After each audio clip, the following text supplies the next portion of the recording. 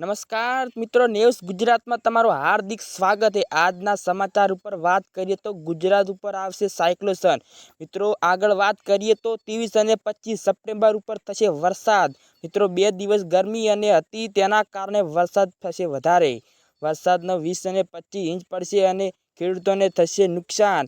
અંબાલાલે કરી ભારે આગાહી, માત્ર 95.36% વરસાદ પડશે। માત્ર 10 જિલ્લાઓમાં બંધ કરવામાં આવશે, અન્ય વિસ્તારોમાં ધોધમાર વરસાદ વરસશે। રાત્રે આવશે તુફાન। આગળ વાત કરીએ તો ગુજરાત ઉપર થશે વરસાદ। દેશમાં અને ખાસ કરીને ગુજરાતમાં ચાલુ થશે વરસાદ। રાજ્યના અનેક વિસ્તારોમાં અતિ ભારે વરસાદ સાબક્યો છે। અત્યાર સુધીમાં રાજ્યમાં 124.47% વરસાદ થયો છે। સૌરાષ્ટ્રમાં તેનાથી પણ વધુ વરસાદ, પરંતુ અમરેલી જિલ્લામાં હજુ વરસાદની ઘટ છે।